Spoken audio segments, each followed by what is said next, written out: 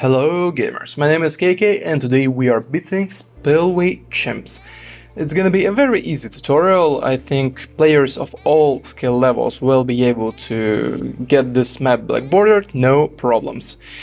CHIMPS here is a breather, I would say. Very simple to execute, very few steps, and you will only need to use maybe like 5 to 10 abilities in the 90s, and that's pretty much it. So you will easily blackborder this, sit down, relax, get some snacks, and let's roll the intro. This is the series called Guides for Noobs, where KK explains each aspect of CHIMPS, half cash or any other hard game mode and makes it easy. So, we begin with the ninja in the very center of the map.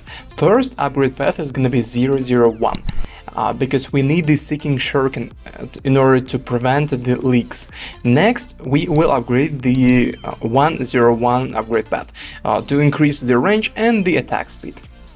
101 Ninja is more than capable to handle pretty much all the very early game until we afford the open Greenfoot. And also the good thing about the strategy is that we are using the free heroes, so Oben is a really good hero because Oben is so good, and for this strategy specifically he will buff the wizard that we will be using, the Archmage, and he will spawn a lot of brambles, he pops the leads, he spawns the wall of trees. He's just a powerhouse.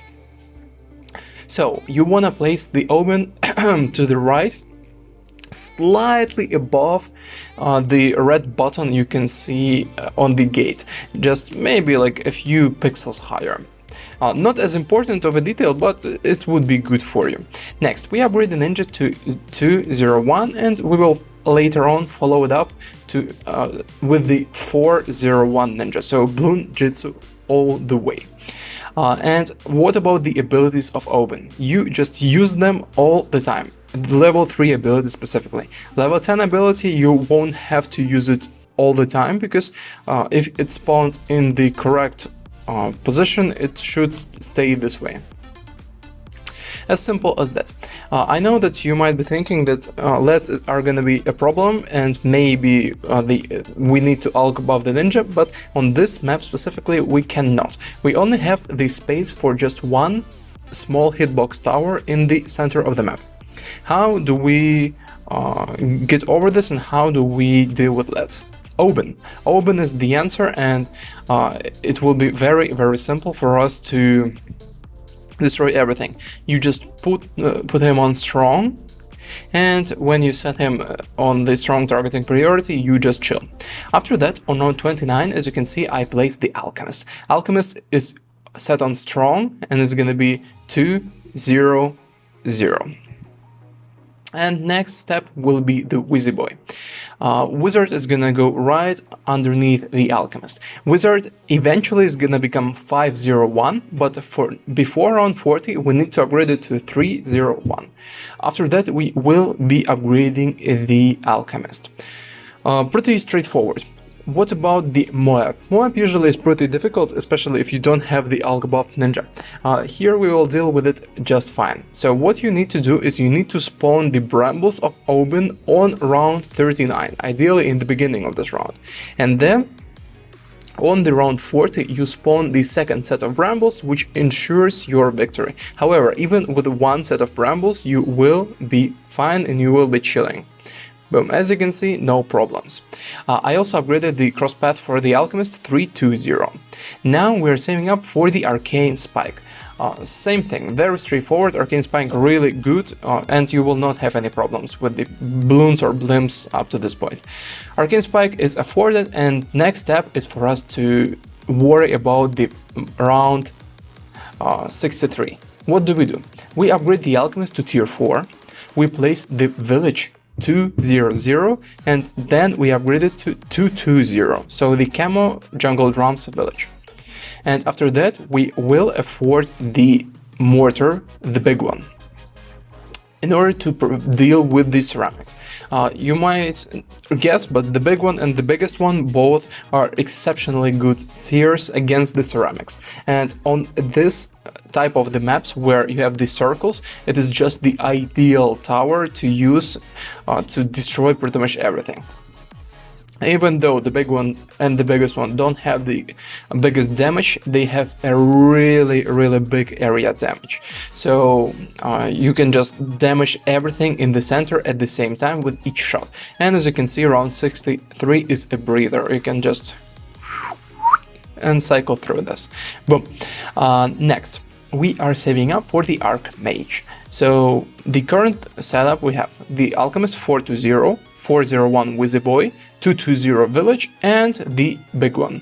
As you can see, we are not struggling one bit. The Arcane Spike deals the majority of damage to the Blimps, whereas the big one deals damage to the Cerams, and even the notorious round 76 with the the Regen Ceramics is nothing to us. After we upgrade the Archmage, we place one more Alchemist in range of the village, the same upgrade path, near the mortar, so that it buffs the mortar as the game progresses. Next, we upgrade the biggest one on round 85. I'm pretty sure you're impressed how simple this is looking, because it is actually really simple. Even though Spillway is an advanced map and you kinda need to figure it out first, it is very straightforward. After that, you upgrade the MOAB 230 village. And from this point on, we have all the main damage dealers on the map placed.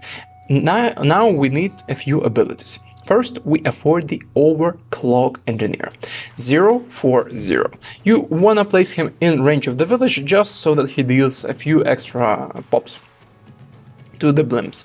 But you already can guess that, of course, the Archmage and the big one are the main damage dealers. As for the round 90 and round 93, don't worry about them at all, because both the Mortar and the Wizard is more than enough to deal with those DDTs. Okay, as for the Mass Blimps, same thing. Our main damage dealers are plenty powerful to deal the critical damage to these guys and win without any leaks. This strategy is very reliable, so I never lost in the 90s even once, because there is a very specific way on how you play. If you repeat these steps one by one to prevent the threats of the specific rounds like I did, you will chill. Good. On round 94, we will afford the Overclock.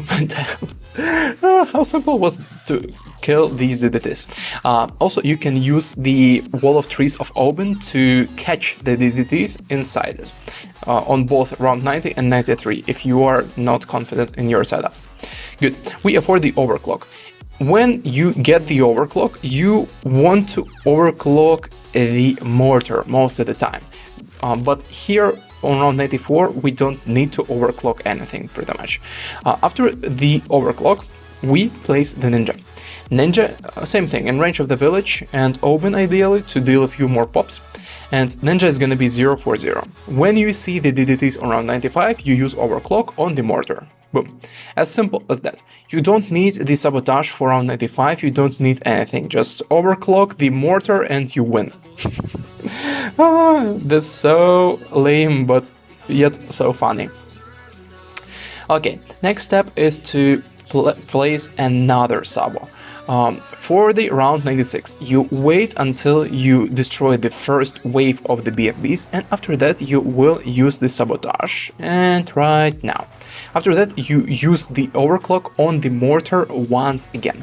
Round 96 is pretty long and you don't want to use the Overclock right away. What you want to do is you want to filter all the BFBs first, and then you can easily deal with the Zomagats. When you have the Overclock recovered, generally speaking, you want to use it on the Archmage on round 97. When the Fortified Zomagat comes in range, only then you use it. Now, boom. As for the Sabos, the same thing. We need 2 sabos just to be on the safer side.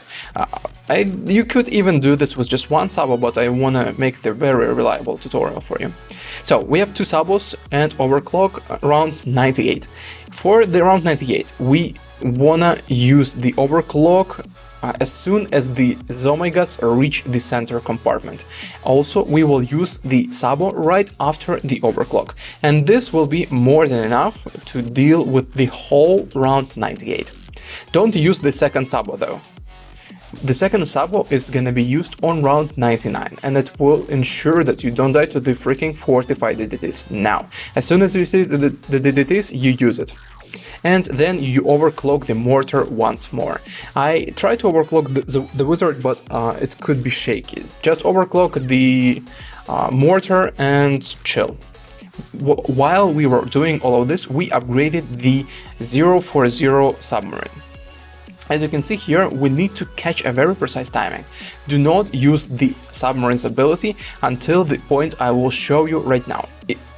Before you actually try this in the Black Border run, practice this thing, because look, it is gonna be almost at the very end, right now. As you can see, boom. If you use it too soon, you will die. If you use it too late, the bat might pop and you will die. So you need to have very, very precise first strike ability timing, and that's probably the most difficult part of this playthrough, only the bad balloon. So practice this in the sandbox a few times and you will win, no problem. Okay guys, press the like or dislike button right now, depending on what you think about this video. Tell me your opinions in the comments. Was it hard? Was it easy? Subscribe now and press the bell notifications so that you don't miss our next uploads. They are awesome.